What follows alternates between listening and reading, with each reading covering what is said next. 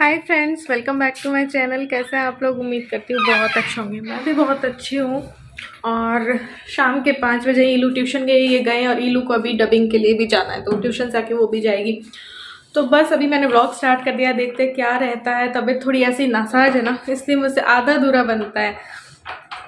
तो बस बाहर जा रही हूँ। जो गेंदे के पौधे आए हैं ना, उनको मैं सोच रही हूँ अलग अलग गमले में थोड़ा और कर दूँ, ताकि मेरा मन हो रहा है कि बहुत सारे फूल खिले। अब देखते हैं वो पनपेंगे, कितने पनपेंगे, कैसे पनपेंगे। लेकिन और जो माला बची हुई थी वो और डाल देती हूँ और पानी लेके जाती हूँ। थोड़ा सा ये वाला काम करके आती हूँ कि गेंदे के फूल की जो पौध है ना उसको अलग कर देती हूँ। जो पौधा आया है ना उसको अलग कर देते हैं, जो बड़ा हुआ है ना जो पौधा उसको। और फिर आज ये सब्जियां भी लेके आए हैं, तो फिर मुझे वो भी धोनी है और सेट करनी है। सफाई वगैरह अभी मुझसे कुछ नहीं हुई। 3-4 दिन मेरे बहुत बुरे गए, क्योंकि मेरा तबीयत ठीक नहीं थी। हाथ में मुझे बहुत ज़्यादा दर्द था, इसलिए।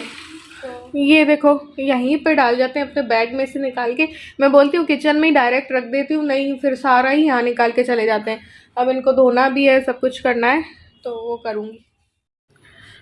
तो बस इस एक छोटे से में मैंने ऐसे ही डाल दिया था। ये डब्बा था ना, कलर का डब्बा था, ये पापा ने दिया था कुछ चीज़ लगा के। तो इसमें मैंने डाल दिया था, तो 2 से 3 जो है ना पौधे निकल आए। तो इस पौध को अलग अलग कर दूंगी मैं, 3 से 4 है शायद, तो इस गमले में लगा दूंगी, ताकि इस गमले में भी ये हो जाए। और जब बड़े हो तो 2-3 जगह फूल आ जाए, इसलिए ये बस इधर से पौध को यहाँ पे ट्रांसफर कर रही हूँ।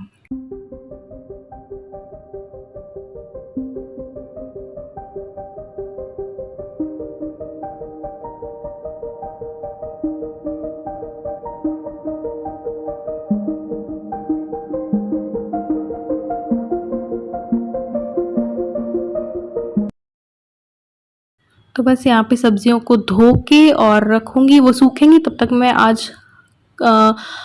ज़रूरी में ना फ्रिज को क्लीन करूँगी, क्योंकि काफ़ी दिनों से सोच रही हूँ, काफ़ी दिनों से गंदा हो रहा है। तो आज मैं फ्रिज की पूरी क्लीनिंग कर दूँगी और उसके बाद ही सब्जियाँ ना फ्रिज में सेट करूँगी।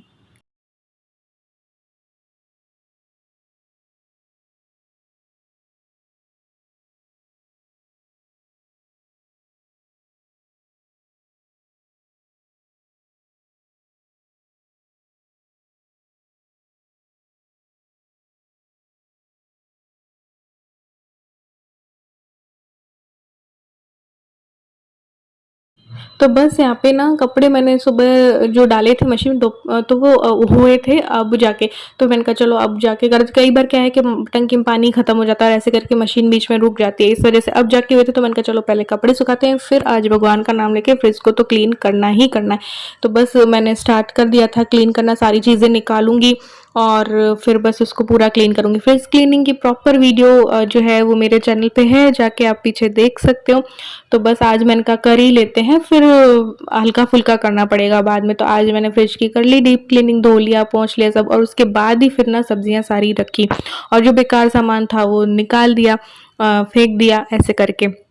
और इसी बीच फिर इलू को तो जाना था स्टूडियो, इसके पापा लेने बाद में आए थे और ये चली गई थी बाद में। फिर अथक का भी कॉल आ गया, तो अथक से बात करते करते वीडियो कॉल पे फ्रिज को क्लीन कर लिया था मैंने। अभी तक तो जैसे कि इलू थी, फिर इलू तो चली गई थी अपने डबिंग करने के लिए। फिर अथक का कॉल आया तो मैंने उससे बात कर ली। तो किसी से बात करते करते भी हम काम करें ना तो अच्छे से हो जाता है। फिर मम्मी से भी ऐसे मैं कर लेती हूँ, मम्मी से बात करते करते घर की पूरी सफाई हो जाती है। जो काम मुझे बुरा लगता है जैसे कपड़े समेटना, तो उस टाइम पे मैं अगर कॉल कर लूँ ना तो फिर मेरे आराम से कपड़े ना मैं समेट सकती हूँ। फिर मुझे वो बोझ नहीं लगता है वो वाला काम। जो काम बुरा लगे ना, या तो सॉन्ग सुनते सुनते कर लो, काम को आसानी से करने का यही तरीका है, या तो सॉन्ग सुनते सुनते कर लो या ऐसे करके। तो अब बस फ्रिज के वो शेल्फ ना क्लियर करने वाली थी, तब तक मैंने इलू से कहा के देख इलू नाइट बाजार के फोटोज देखते हैं। एक्चुअली जयपुर में अभी नाइट बाजार लगा था 26-27 को। इंदौर की तर्ज पे ना जयपुर पे भी नाइट बाजार लगाया जा रहा है और अच्छा है, मैंने देखा उसकी वीडियोस अच्छी है। शाम 7 बजे से रात 1 बजे तक लगेगा, खूब फेयर के जैसे होगा, मेले जैसा। तो अगर और आगे लगा के, सुना तो है कि शनिवार रविवार ये बता रहे थे लगेगा ऐसे कुछ, तो मैंने कहा चलना, ताकि अपन वीडियो भी बना के आएंगे, सबको दिखाएंगे नाइट बाजार की वीडियो। तो अभी तो साफ़ कर दिया है, अभी दिवाली से पहले एक बार और करेंगे, लेकिन अभी सारा कर दिया है और अभी और अच्छे से अरेंज करूँगी चीज़ों को। लेकिन अभी एकदम ना साफ़ करना था, फिर खाना भी बनाना है और काम भी है। तो ये साफ़ तो सारा कर दिया मैंने, बहुत दिन से ऐसा गंदा सा रखा था और मैं डर रही थी कि फैलाऊंगी कितना घंटा लगेगा मुझे साफ़ करने में। तो आज भगवान का नाम लेके बस शुभारंभ इसका कर दिया सफाई का। तो फ्रिज की हो गई, और अभी और नींबू भी है, इसके अलावा ये सारी चीज़ें इधर ही रहती है हमेशा ही। तो ये हो गई सब्ज़ियाँ। अभी क्या है कि इसलिए हो रही हैं कि सब्ज़ियाँ अभी कट के डब्बों पे जाएंगी, तो ये मिर्ची फली हो गई, कुछ भिंडी कट हो जाएगी, ऐसे करके और जगह बन जाएगी इसमें। अभी तो मैंने रख दी है, मैंने कहा आज तो सब्ज़ियाँ जो धुल के जो है साफ़ फ्रिज में ही रखूँगी। तो ऐसे है। हाँ, चलो अब साफ़ सफाई करनी पड़ेगी। किचन भी बिखर गई है, घर भी पूरा बिखर गया है।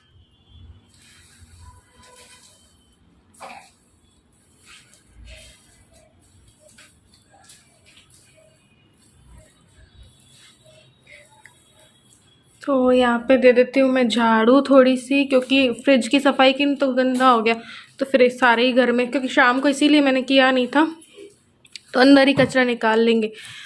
तो अंदर ही मतलब निकाल लेंगे नहीं, रख लेंगे बाहर नहीं फेंकना चाहिए ना, अंधेरा हो गया अब इसलिए।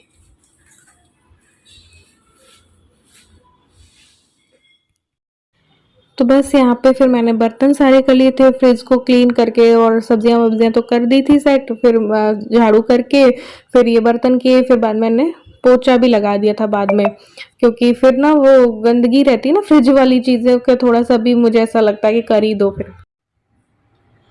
तो मैं ना अभी नहा के रेस्ट करने लगी थी। किचन में ना आजकल मेरी हालत ख़राब हो जाती है, क्योंकि किचन में जाते ही पसीने पसीने होके और मेरी सांस उठने लगती है।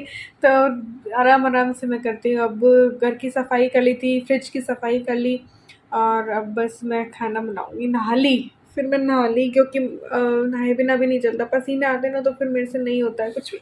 अब मैं जाके देखती हूँ क्या बनाऊँ, कुछ हल्का फुल्का बनाने का मन हो रहा है। थकान हो रही है मुझे फ्रिज की क्लिनिक में ना, पूरी थकान हो गई मुझे। तो देखते हैं क्या बनाती हूँ। सब्जियां तो आज काफ़ी हैं, लेकिन देखते हैं क्या बनता है घर पे आज। तो बस फिर मैंने डिसाइड किया यार खाने ही खाने से तो बोर हो जाते, तो आज मैंने चाउमीन बना ली थी, वेजिटेबल हक्का नूडल।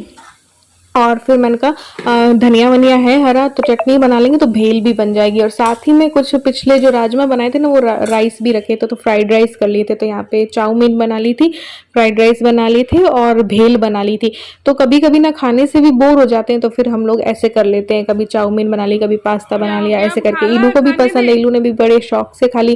फिर इतनी हमने एक प्लेट ये चाउमीन खा ली, एक प्लेट हमने फ्राइड राइस खा ली, बाकी ये भेल बना ली थी, ये खा ली। ऐसे करके आज का डिनर जो है ये हो गया था। फ्रेंड्स, इस व्लॉग के साथ ही गुड न्यूज़ भी आप लोगों को देनी थी, तो मैंने कहा चलो दे देते हैं। कल मुझे पता चला था, तो मैंने कहा आज इस व्लॉग में ही बता देते हैं। तो गुड न्यूज़ ये है कि मैंने जो एग्ज़ाम दिया था रीट पात्रता परीक्षा घोषित कर दी गई थी अभी, तो वो 23-24 जुलाई को था। तो वो जो है वो मैंने क्लियर कर लिया है, और मेरी सिस्टर ने भी क्लियर कर लिया है। जिस कंडीशन में इंसान था, हम लोग थे जिस कंडीशन में, उसके बावजूद भी हमने ये पेपर जो है वो क्लियर कर लिया है, क्योंकि बहुत ज़्यादा बुरी कंडीशन थी। देखो 26 सितंबर को पिछली बार रीट हुआ था, और उसमें भी मैंने क्लियर कर लिया था, लेकिन वो पेपर आउट हो चुका था, बहुत बवाल मचा था, तो उसकी वजह से ये रद्द किया गया था, और रद्द करके रीट को पात्रता परीक्षा घोषित कर दिया गया था कि इसमें आप क्लियर करोगे तभी आप मेंस का एग्ज़ाम दे पाओगे। तो ये पास करना भी बहुत ज़रूरी था।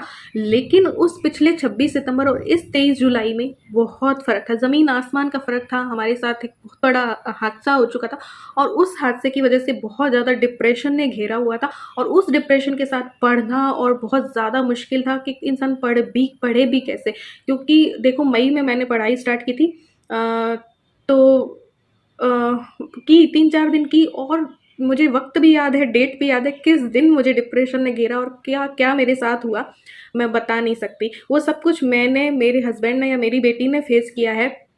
मैं आप लोगों के सामने ये सब चीज़ें नहीं लाई हूँ कभी भी। मम्मी को ज़रूर मैंने बताया कि मेरे साथ ये चल रहा है, और ऐसा ऐसा मैं फ़ील करती हूँ, और ऐसा ऐसा हो जाता है। तो जिस कंडीशन में कोई शिप्रा होगी, उसी कंडीशन में पूरा परिवार है, और परिवार था और है। तो ये सब रहा। तो उस कंडीशन में होने के बाद भी शिप्रा का भी क्लियर करना अच्छे परसेंटेज से, और मेरा भी क्लियर करना एक बहुत बड़ी अचीवमेंट तो नहीं कहूँगी, लेकिन बहुत बड़ी बात है कि जिस डिप्रेशन में हम लोग थे, उस डिप्रेशन के बावजूद हमने ये क्लियर कर लिया है। आपको बताती हूँ, 3-4 दिन मैंने पढ़ाई स्टार्ट की थी कि चलो अब 1.5 महीना रह गया, अब कोशिश करती हूँ मैं पढ़ने की। तो मैंने 3-4 दिन पढ़ाई की, लेकिन 6 जून या 7 जून का कोई वक़्त होगा और मैं इतनी ज़्यादा डिप्रेशन में गई कि मैं किताब तो चलो मैंने खोली डिप्रेशन के होने के बावजूद भी, लेकिन वो उस किताब के वर्ड्स जो है ना किताब के, मुझे नहीं दिखाई दे रहे थे। मुझे वो भयंकर वाला दिन दिखाई देता था और मैं उसमें खो जाती थी और मैं रोने लगती या मेरी तबीयत ख़राब हो जाती थी।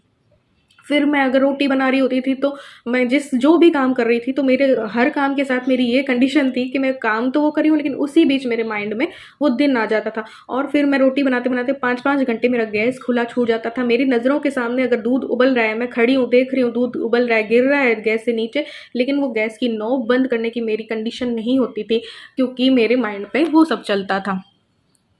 मेरी दालें जल जाती थी, मेरी सब्जियां जल जाती थी, और मेरे बहुत तबीयत भी बहुत मेरी कई बार ख़राब हुई, अभी भी हो जाती है। तो लेकिन वो चीज़ मैं लकी होती हूँ कि उस टाइम पे मेरे हस्बैंड होते हैं, उस टाइम पे होती है। या तो मेरी सुबह-सुबह होती है कि मैं मेरे हस्बैंड का टिफ़िन बनाती हूँ, उस टाइम पे मेरी बहुत ज़्यादा मुझे वो चीज़ याद आ जाती है और मैं बहुत रोती हूँ, और उस रोने से मुझे साँस की वो उठ जाती है प्रॉब्लम, और उससे मुझे उबकियाँ आती हैं, मेरी साँस अंदर से बाहर आने लगती है, ऐसा लगता है कि अब गई, बस अब गई। लेकिन वो यहीं पे बस अटक जाती है मेरी जान। तो ये वाली रहती है, कई बार कंडीशन होती है, कई बार रात को हो जाती है। तो वो लेकिन मेरे हस्बैंड के सामने होती हैं, तो वो सँभाल लेते हैं, फिर बाहर भी ले जाते हैं सब कुछ। तो ऐसी कंडीशन में भी मेरी पढ़ाई तो हुई नहीं, लेकिन फिर भी एग्ज़ाम दिया, और कहते हैं 23 जुलाई वाला जो था वो बहुत टफ़ था लेवल उसका। बहुत तो क्या-क्या नहीं पता मुझे, लेकिन मेरा तो डिप्रेशन में था, और यूट्यूब पे भी बहुत मैंने देखा, जितने भी टीचर्स थे जो उन्होंने सबने कहा कि हाँ, ये लेवल का है पेपर, जो तीनों पारियों से सबसे ज़्यादा हार्ड ये वाला है। तो ऐसा कहा गया।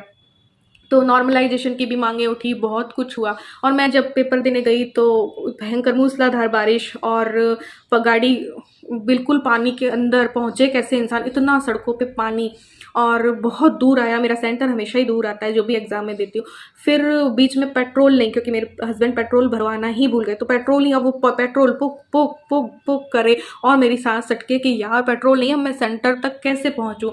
फिर सेंटर के अंदर गई तो पेपर मुझे थोड़ा टफ लगा, क्योंकि लेवल का था, सबने ही कहा कि 23 वाला टफ था। मनोविज्ञान का पार्ट यानी कि साइको का पार्ट और एसएसटी का पार्ट भी टफ था। हिंदी मुझे सही लगा, इंग्लिश भी ठीक था, अच्छा ही था, ईजी नहीं कहूँगी। तो ये चारों में मैंने कहा कैसे करूँ, फिर मैंने उम्मीद छोड़ दी। मैं पता नहीं मैं क्या, मुझे ऐसा लगा कि मैं नहीं कर पाऊँगी, हालांकि मैं कर आई थी उतना कि मैं क्लियर कर लेती, लेकिन माइंड जब आपका नेगेटिव होता है, मनोबल जब आपका गिरा हुआ होता है, तो सब चीज़ आपको नेगेटिव लगती है, ऐसा लगता है कि आप नहीं क्लियर कर पाओगे। जो लाइफ में पहली बार मेरे साथ हुआ, मैं उस चीज़ में थी, मैं हमेशा मुझे खुद पर इतना विश्वास होता है कि मैं बिना एफर्ट्स के हर क्लियर करूँगी एग्ज़ाम। पासिंग मार्क्स तो आ ही जाता है, फिर कट ऑफ की बात होती है बाद में। तो मुझे अपने ऊपर इतना विश्वास होता है, और मेरे बिना पढ़े भी 70 प्लस तो जाते ही हैं मार्क्स, हमेशा ही रीट में गए। तो लेकिन इस बार मेरा नहीं था कि मेरे जो मुझे जितने चाहिए उतने भी बनेंगे। मैंने सबसे आके कह दिया कि मेरा नहीं होगा, पेपर भी टफ आया है, और मुझे नहीं पता कि मैं क्या करके आई हूँ एग्ज़ाम में। मैंने शिप्रा को भी कॉल किया, मम्मी को भी बताया, इनको भी बताया, सबको कह दिया कि मेरी उम्मीद ही मत करना कि मैं पात्रता भी क्लियर करूँगी। लेकिन फिर क्या हुआ कि शिप्रा को भी ऐसा ही लगा, क्योंकि उसकी कंडीशन भी बहुत बुरी थी। तो फिर आंसर की आई अगस्त में, शिप्रा ने चेक की, तो उसका जो है उसके आ रहे थे, उसके बन रहे थे कि मार्क्स बन जाएंगे। तो उसने मुझे कहा कि तू भी चेक कर, तेरे भी बन जाएंगे, डर मत कर ले, मेरे जैसे बन रहे हैं तो तेरे भी बन जाएंगे। मैंने कहा नहीं, मेरा हो ही नहीं सकता, क्योंकि मेरे माइंड में तो सिर्फ और सिर्फ नेगेटिविटी भरी थी कि मैंने किस कंडीशन में मैंने दिया, और जो मेरे एग्ज़ाम हॉल पे मेरी जो रही कंडीशन, उसके बाद मुझे नहीं ऐसा लगा कि मैंने क्या किया है, मुझे ये भी नहीं पता था कि मैंने किया क्या है। तो फिर मैंने लेकिन वहाँ पे मेरी ओएमआर शीट नहीं थी, ओएमआर शीट नहीं थी तो घर पे रखी थी मेरी। फिर मैं 23 तारीख को जैसे ही घर आई, मैंने हिम्मत करके आंसर की चेक की, तो फिर मेरी उम्मीद बंधी, क्योंकि मेरे प्लस में जाएंगे मार्क्स, माइनस में नहीं जाएंगे। तो ऐसा ही हुआ, कल रिजल्ट आया तो मार्क्स प्लस में गए, जितने आने चाहिए उससे 10-15 ऊपर ही गए, 15 ऊपर गए होंगे, हाँ, जितने मुझे चाहिए थे क्लियर करने को, उससे मेरे 15 ऊपर गए। तो अब पता नहीं कितने बने हैं, 63 तो शिप्रा के होंगे, और मेरे कितने हैं मुझे परसेंट याद नहीं, 65 के करीब बन रहे होंगे। तो इस कंडीशन में हम दोनों ने जो ये क्लियर किया है, वो एक बड़ी चीज़ इसलिए बन जाती है कि हम सभी पूरा परिवार ही देखो इसी कंडीशन में था। और आज तक भी मैं नॉर्मल लाइफ नहीं कहूँगी, क्योंकि हमारी लाइफ में अब ज़मीन आसमान का फ़र्क है, लेकिन फिर भी हिम्मत करके बस आगे बढ़ रहे हैं। तो हाँ, बहुत से लोग ब्लेसिंग्स देते हैं, बहुत से लोग उपाय भी बताते हैं। सब कोशिश कोशिश पूरी देखिए जारी है। बहुत से लोग इंस्टा पे भी मुझे बोलते हैं, दीदी ये करो, वो करो, इसको देखो, उसको सुनो। कोशिश मेरी पूरी जारी है। बस बात इतनी सी है कि वो चीज़ बर्दाश्त के लायक नहीं है, क्योंकि सब कुछ अचानक हुआ था। वो सब कुछ मैंने बताया नहीं है, कभी भी हम लोगों ने आप लोगों से शेयर नहीं किया कि उस दिन क्या गुज़री, उस दिन क्या हुआ। तो लेकिन मेरा बहुत बार मन होता है कि मैं बहुत लोगों से अपने दिल की पीड़ा को बताऊँ, ताकि और इतना मैं रोऊँ, ऐसा लगता है कभी-कभी कि मेरा हर एक आँसू के साथ मेरा जो जितना भी दुःख है ना, वो निकल जाए और मैं नॉर्मल हो पाऊँ। तो ये चीज़ मेरा मन करता है, लेकिन मैं करती नहीं, मैं स्ट्रॉन्ग होके ही आप लोगों के सामने आती हूँ हमेशा। तो जो भी लोग मुझे समझाते हैं उनका बहुत-बहुत धन्यवाद। मैं पूरी कोशिश में हूँ, मैं आप लोग जो कहते हो वो मैं हर कोशिश कर रही हूँ। आप लोग कहते हो इसको सुनो, उसको सुनो, मैं कोशिश पूरी कर रही हूँ। लेकिन बात सिर्फ़ इतनी सी है कि वक़्त के चलते घाव भरेंगे। वक़्त ही ना हमारे घावों पे मरहम लगाएगा। एकदम से लगना मुश्किल है, क्योंकि ये बिना सोची हुई चीज़ थी। एक इंसान का जाना, इस कदर जाना एक बिना सोची हुई चीज़ थी, और इतनी कम उम्र में जाना। जब इंसान पूरी अपनी लाइफ जी के अपनी ज़िम्मेदारियाँ पूरी करके जाता है, तो उस इंसान का दुःख तो हमें होता है, लेकिन हमें ये मन में तसल्ली होती है कि इसने अपनी लाइफ जिया, इसने अपनी ज़िम्मेदारियाँ पूरी की, और फिर ये इंसान अपनी उम्र में गया। लेकिन यहाँ वो कंडीशन नहीं थी। इस वजह से ये सब कुछ ज़्यादा हो रहा है। बाकी कोई ऐसी दिक्कत नहीं होती, अगर ऐसा कुछ नॉर्मल ऐसा कुछ होता तो। तो ये है बस। तो बस मैंने कहा चलो गुड न्यूज़ दे देते हैं। तो यही गुड न्यूज़ है, हम दोनों बहनों ने क्लियर कर लिया है एग्ज़ाम को। और ये मैं नहीं कहूँगी कि बहुत बड़ा अचीवमेंट है, अचीवमेंट नहीं होता है कुछ भी। अब मेंस की भी एग्ज़ाम होगा, मेंस तक पहुँचने के लिए तो, लेकिन ये सीढ़ी पार करनी थी ना, तो वो सीढ़ी पार की है बस हमने। तो देखते हैं आगे मेंटल कंडीशन क्या रहेगी मेरी, क्या नहीं रहेगी, मैं नहीं कह सकती। बट फ़िलहाल के लिए तो अ अच्छा है, भगवान की दया से, पेरेंट्स की ब्लेसिंग से, पल्लव जी की ब्लेसिंग से, परिवार के पूरे साथ से, मेरे हस्बैंड, मेरी बेटी का भी पूरा सपोर्ट मुझे रहता है। पूरा सपोर्ट रहता है मेरा। मेरी फैमिली का, मेरे जो हस्बैंड हैं उनका, हर पूरा सपोर्ट रहता है। तो इसी वजह से कुछ थोड़ा भी कुछ अगर क्लियर किया है तो इन सब की वजह से किया है।